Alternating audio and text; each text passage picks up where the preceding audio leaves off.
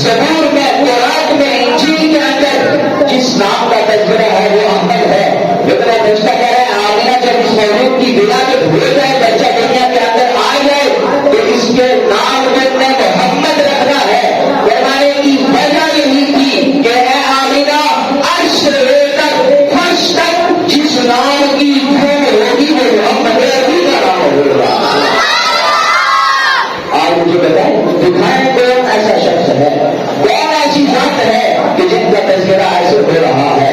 ہر طرف جشن ہی جشن ہے، ہر طرف عاشقان رسول میلہ منا رہے ہیں، جلوس نکال رہے ہیں، چھڑیاں لگا رہے ہیں، گلیاں سجا رہے ہیں، گھروں کو سجا رہے ہیں. تو کوئی پوچھتا ہے کہ ہوا کیا ہے، یہ چھڑیاں کیوں لگا رہے ہیں، یہ گھروں کو کیوں سجا رہے ہیں؟ تو ہر عاشق جواب دیتا ہے حضور آ گئے، حضور آپ آئے تو دل جگمگائے، حضور آپ آئے تو دل جگمگائے، ورنہ لاچاروں کا کیا حال ہوگا. ہر عاشق رسول ہی کہہ رہا ہے تو حضور آ گئے. اب یہ نام اتنا مقدس اور اتنا محبوب نام ہے، اللہ رب العزت کو یہ نام اتنا پسند ہے کہ جنت کے ہر دروازے پر رب نے اپنے نام کے ساتھ محمد عربی کا نام رکھا ہوا. دروازے پر، جنت کے ہر دروازے پر اپنے نام کے ساتھ میرے اور کے آپ کے پیارے آقا لجپال آقا کا نام لکھا ہوا ہے. جنت کی ہر حضور کے مانگنے پر اپنے نام کے ساتھ رب نے محمد عربی صلی اللہ علیہ وسلم کا نام لکھا ہوا ہے. جنت کے اندر جتنے درخت ہیں اللہ رب العزت نے ہر درخت پر اپنے نام کے ساتھ محمد عربی کا نام لکھا ہوا ہے. اور اسی طرح جنت کے ہر درخت کے ہر پتے پر رب نے اپنے نام کے ساتھ محمد عربی کا نام رکھا ہے. گویا اللہ رب العزت کائنات والوں کو یہ بتانا چاہ رہا ہے کہ اللہ رب العزت ساری کائنات ایک طرف ہے. اللہ رب العزت کو جو سب سے زیادہ محبوب ہے وہ محمد عربی کی بات کرواتا ہے. اس لیے ہم کہتے ہیں کہ ساری محبتوں کا مدار، ساری محبتوں کا مرکز وہ حضور جان کائنات صلی اللہ علیہ وسلم کی ذات مبارکہ ہے.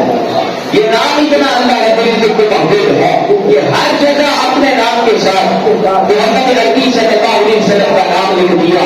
اب حضرت آدم علیہ السلام جب آپ کو تحقیق فرمایا جنت کے اندر موجود ہیں اور ایک یاد لگا دی کہ تم نے اس درخت سے نہیں کھانا ہے. کہا تو یہ جو درخت ہے خاص قسم کا، تم نے اس کے قریب نہیں جانا، نہیں کھانا.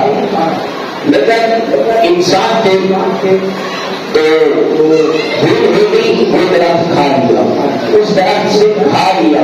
جب کھایا تو اللہ رب العزت نے جنت سے آپ کو نکال دیا، زمین پر پھینک دیا. اب حضرت آدم علیہ السلام توبہ کرتے رہے، استغفار کرتے رہے، اللہ رب العزت سے معافی مانگتے رہے، لیکن تبدیلیت نہیں ہو رہی ہے. میں آپ کو بتانا چاہ رہا ہوں کہ نام اللہ رب العزت کو کتنا محبوب ہے، کتنا پیارا ہے. اب توبہ کر رہے ہیں، استغفار کر رہے ہیں، معافی نہیں ہو رہی، تبدیلیت نہیں ہو رہی.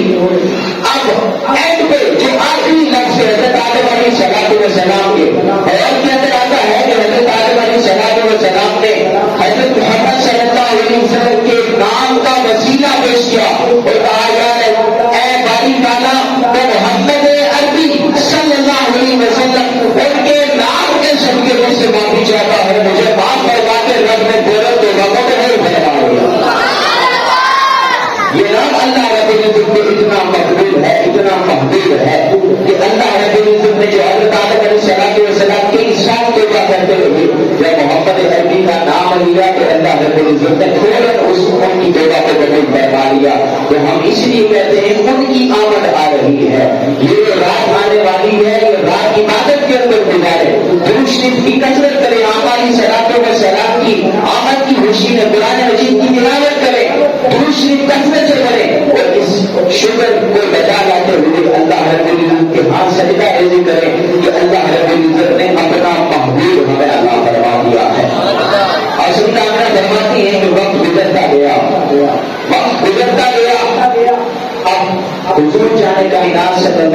وسلم کی جو ولادت ہے یہ بھی ربیع الاول اس مہینے کو خاص کیا گیا۔ اب سوال یہ ہوتا ہے کہ حضور صلی اللہ علیہ وسلم رمضان میں بھی تشریف لا سکتے تھے، شعبان میں بھی تشریف لا سکتے تھے، ذی الحج میں بھی تشریف لا سکتے تھے، لیکن اللہ رب العزت نے پیارے آقا علیہ السلام کو خاص ربیع الاول صرف ربیع الاول میں ہی کیوں باعث فرمایا؟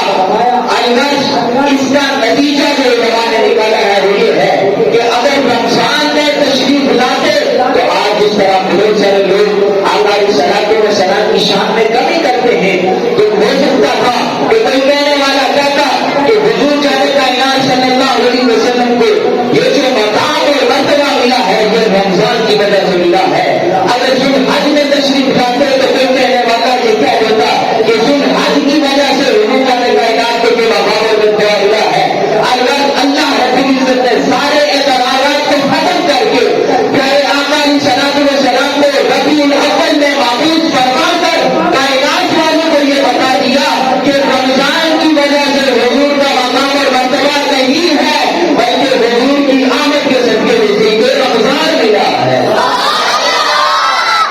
شعبان ملا تو حضور کا صدقہ ہے، ذی الحج ملا تو حضور کا صدقہ ہے، قرآن ملا تو حضور کا صدقہ ہے، بلکہ خود رب رحمان ملا تو حضور کا صدقہ ہے،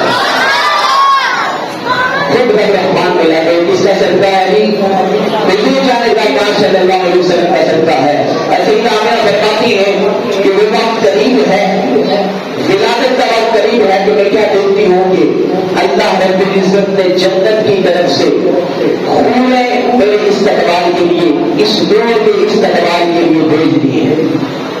آگے فرماتی ہے میں کیا دیکھتی ہے کہ میرے ارد گرد لمبے قد والی خواتین کھڑی ہیں، تو میں نے پوچھا تم کون ہو؟ تو جواب ملتا ہے ایک کہتی ہے میں آسیہ ہوں، ایک کہتی ہے میں حوا ہوں، ایک کہتی ہے میں مریم ہوں، ایک کہتی ہے میں حاضرہ ہوں۔ وہ تمام جنت کی طرف سے اللہ رب العزت نے حضور جان کائنات صلی اللہ علیہ وسلم کی استقبال کے لیے بھیج دی۔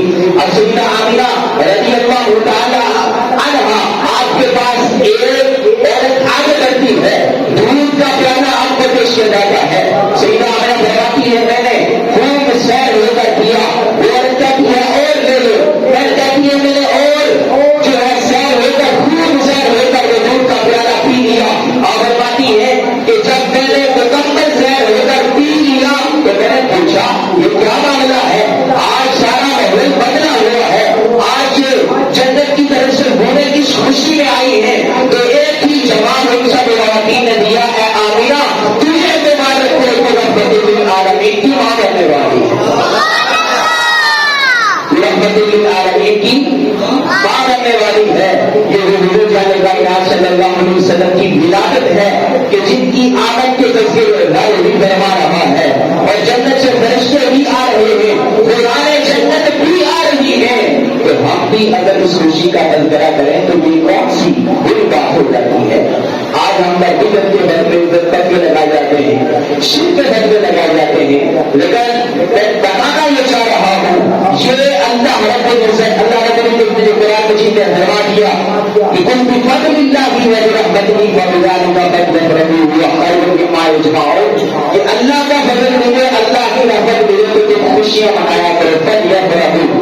تو آج اگر ہم چڑیاں بٹھا کر خوشیاں مناتے ہیں یا لائٹیں لگا کر خوشیاں مناتے ہیں تو کہتے ہیں کہ اس کا ضرور دو، تو فلیفرحوا جو اللہ رب العزت نے فرمایا کہ خوشیاں مناؤ، وہاں تو یہ نہیں تھا کہ جھنڈے نہیں لگانے، وہاں تو یہ نہیں ہے کہ تم نے لائٹنگ نہیں لگانی ہے، ورنہ خوشیاں منایا کرو۔ تو کائنات کے اندر سب سے بڑا فضل جو اللہ رب العزت کا ہے وہ حضور جان کائنات کی ذات مبارکہ ہے، اور سب سے بڑی جو نعمت ہے وہ حضور جان کائنات کی ذات مبارکہ ہے۔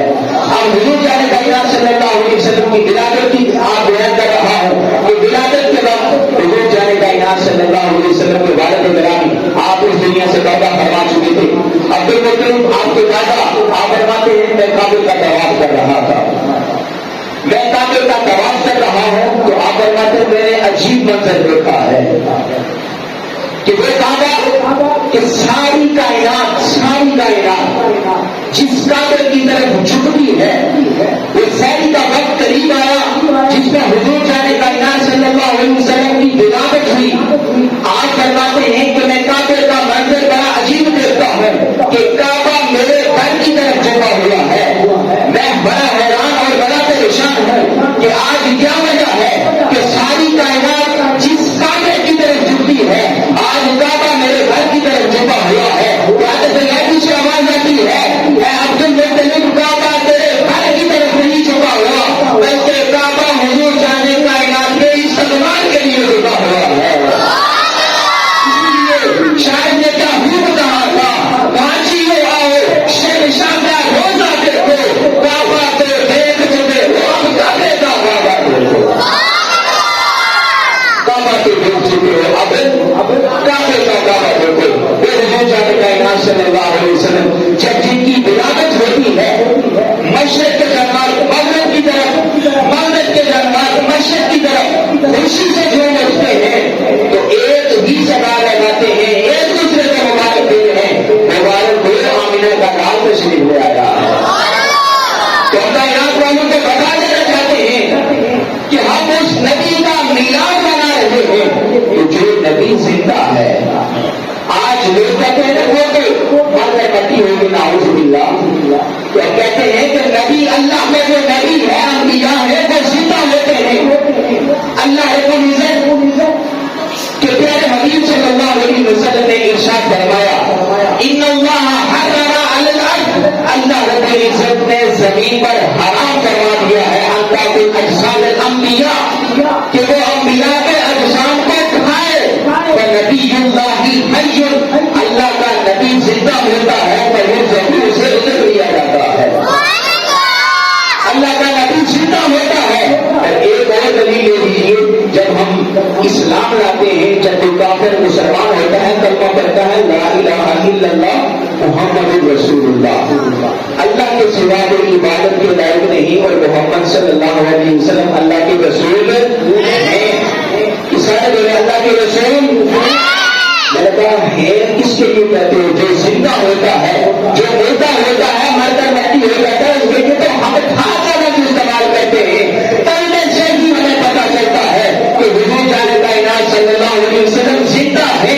اسی پر میرے امام نے کیا حکم کہا تھا کہ یہ جتنے بھی لوگ حضور جان کائنات صلی اللہ علیہ وسلم کی شان میں گستاخی کرنے والے ہیں، آپ کے بارے میں جو طرح طرح کے بکواس کرنے والے ہیں، تو آتا کہ یہ نجدی منافق ہے، گندا ہے بندہ، غلاظت کا بن کے گندا ہے بندہ، جو تجھ کو مردہ پہ وہ مردہ ہے بندہ، تو زندہ ہے بندہ، تو زندہ ہے بندہ، میرے چشمے عادت سے چھپ جانے والا۔ میرے امام نے جس طرح رسالت کا نبوت کا پیرا دیا ہے قربان جائے، آپ نے فرما دیا کہ جو آقا صلاۃ والسلام کو بیٹا کرنے والے نعوذ باللہ وہ خود ملتا ہے، جب وہ خود ملتا ہے تو ان کو جیسا نظر آتا ہے ویسے ہی کہتے ہیں، جیسے کہ ابو جہل حضور جان کائنات صلی اللہ علیہ وسلم کے پاس رہا، قدموں میں رہا، لیکن خود گندا تھا، دل گندا تھا، دل کے اندر غلاظت تھی کہ حضور جان کائنات صلی اللہ علیہ وسلم کے بارے میں طرح طرح کے بکواسات کرتا تھا۔ لیکن قربان جائے جب اسی چہرے کو سیدنا صدیق اکبر نے دیکھا تو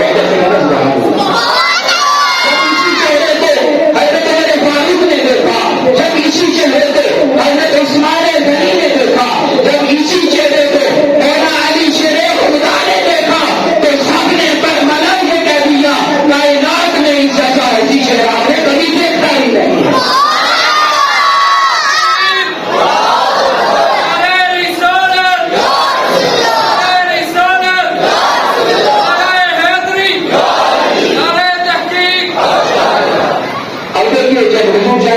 صلی اللہ علیہ وسلم کی ولادت کا شہادت ہوتی ہے، اب حضرت ابراہیم علیہ السلام کے دیگر انبیاء آئے، حضرت ابراہیم علیہ السلام کی ولادت ہوئی، اللہ رب العزت نے عرفات کو چڑھا دیا۔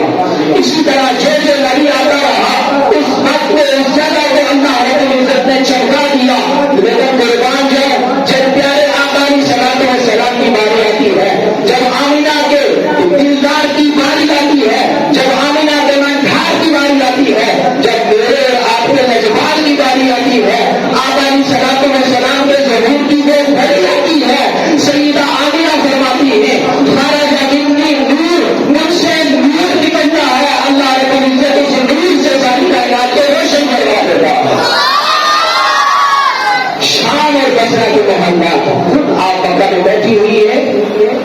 شام اور بصرہ کے محلات روشن ہو جاتے ہیں. اب دیکھیے سیدہ آمنہ خود کہاں پر ہے؟ حضور جانے کائنات صلی اللہ علیہ وسلم کی جب ولادت ہوتی ہے تو میلوں دور آپ فرماتی ہیں شام اور بصرہ کے محلات روشن ہو جاتے ہیں. میں نے کہا جس نبی کی والدہ کی بشارت کا یہ عالم ہے کہ شام اور بصرہ کے محلات نبی کی ولادت کی وجہ سے آپ کے سامنے روشن ہو جاتے ہیں. اس نبی کے روزگار کیا ہوگا؟ اس نبی کے روزگار کیا ہوگا؟ تو ہم اس نبی کی آمد کی خوشی میں آج گلی گلی سے جا رہے ہیں، جشن منا رہے ہیں. اور یہ وہ نور ہے کہ جس کے بارے میں قد جاءکم من اللہ نور، جو قرآن مجید فرقان حمید کی آیت مبارکہ کری. اس کے اندر مختلف تفسیرین نے اس کی تفسیر کرتے ہوئے فقیہ ابو اللیث خلقتی رحمۃ اللہ تعالی علیہ نے اس کے بارے میں بتایا کہ نور سے مراد کیا ہے؟ فرمایا محمد صلی اللہ علیہ وسلم. فرمایا نور سے مراد حضور جانے کائنات کی ذات مبارکہ ہے. نور سے مراد حضور جانے کائنات کی ذات مبارکہ ہے. علامہ حاضر رحمۃ اللہ تعالی علیہ جب اس کی تفسیر لکھتے ہیں آپ فرماتے ہیں یعنی نور قد جاءکم من اللہ نور یعنی نور محمد صلی اللہ علیہ وسلم انما سمى الله نورا لانه يهتدى بما كما يهتدى بالنور في الظلمات. علامہ حاضر فرماتے ہیں کہ اس نور سے مراد حضور جانے کائنات کی ذات مبارکہ ہے. آپ فرماتے ہیں کیوں آپ کو نور کہا گیا؟ کہا اس وجہ سے کہ جہاں اندھیرا ہوتا ہے جب وہاں روشنی آتی ہے تو وہاں سے اندھیرا ختم ہو جاتا ہے، وہاں روشنی آ جاتی ہے. اور مصطفیٰ کے نور کا عالم یہ ہے کہ جب کائنات میں تشریف لائے اپنے تمام جہاں کو روشن اور برابر بنوا دیا. یہ مصطفیٰ صلی اللہ علیہ وسلم کی یہ گھڑی جو رات ہے جو آنے والی ہے ہمارے پاس، جس کے صدقے ہمیں عید الفطر بھی ملی ہے، عید الاضحیٰ بھی ملی ہے، یہ جمعہ عید کا دن ہے یہ ملی ہے، یہ زمین ملی، یہ آسمان ملا، یہ جاندار ملے، یہ نباتات ملے، یہ جماعات ملے، یہ اعلان ملی، والد ملا، والدہ ملی. اب لفظ کائنات کی ہر نعمت جو ہمیں ملی ہے یہ مصطفیٰ جانے کائنات کی آمد کا سبب ہے. اس لیے میرے اوپر چل کر محبت کے ساتھ 15 سے زیادہ جشن ولادت مصطفیٰ صلی اللہ علیہ وسلم ہے. آپ نے بڑھ چڑھ کر اس کو منانا ہے. گھروں کو بھی روشن کیجیے، گھروں کو بھی لائٹوں سے مزین کیجیے، جھنڈے بھی لگائیے. اور اسی طرح جس طرح اپنے گھروں کو روشن کر رہے ہیں، اپنی گلیوں کو بازاروں کو روشن کر رہے ہیں، اس طرح اپنے چہرے کو بھی سنت مصطفیٰ سے منعقد کر لیجیے. اپنے چہرے کو بھی نور مصطفیٰ صلی اللہ علیہ وسلم سے منعقد کر لیجیے، روشن کر لیجیے. یقین مانے اسی کے اندر کامیابی ہے. یہ ہے خالق العزت ہمیں حضور جانے کائنات صلی اللہ علیہ وسلم سے کی سچی محبت عطا فرمائے. آپ اس سیرت پر عمل کرنے کی توفیق عطا فرمائے. ابھی انشاءاللہ نماز جمعہ کے بعد تمام عاشقان رسول سے یہ گزارش ہے کہ یہاں سے مسجد سے باقاعدہ جلوس کا انتظام کیا گیا ہے. تو یہ جلوس یہ میری گلی سے ہوتے ہوئے بسم اللہ چوک اور بسم اللہ چوک سے ہوتے ہوئے یہاں پر آئے گا. اور یہ حضور جانے کائنات صلی اللہ علیہ وسلم کی آمد کی خوشی میں یہ جلوس نکالا گیا ہے. آپ نے اس میں ضرور شرکت کرنی ہے. تمام عاشقان رسول ہر جگہ تو ہم چلے جاتے ہیں، لیکن ایک جمعہ اگر پہلے رہیں گے تو حضور جانے کائنات صلی اللہ علیہ وسلم کی ولادت کی خوشی میں اس جلوس کے اندر شامل ہو جائیں گے. ہو سکتا ہے کہ قبولیت کی گھڑی اس میں شامل ہو تو اللہ ہمارے بارے نیارے کرتے. اور یہ جلوس کا سبب صحیح مسلم کے اندر آتا ہے کہ جب آقا علیہ الصلوۃ والسلام مدینہ کے اندر تشریف لائے تو مدینہ کے جتنے بھی لوگ تھے، حدیث کے الفاظ آپ کو سنا رہا ہوں، فَصَعِدَ الرِّجَالُ وَالنِّسَاءُ فَوْقَ الْبُيُوتِ. جب حضور جانے کائنات مدینہ کے اندر تشریف لائے تو مدینہ میں رہنے والے جتنے بھی مرد تھے، عورتیں تھیں، وہ گھروں کی چھتوں پر چڑھ جاتے ہیں. اور جتنے بھی غلام ہیں، جتنے بھی دوسرے لوگ ہیں، جتنے بچے ہیں، وہ سڑکوں پر روڈوں پر آ جاتے ہیں، راستے میں آ جاتے ہیں اور ایک ہی لگا دیتے ہیں یونادون یا رسول اللہ یا رسول اللہ. اور ایک ہی خوشی کا تذکرہ کر رہے ہیں کہ حضور آ رہے ہیں. اسی لیے اسی سلسلے میں جلوس کا اہتمام کیا گیا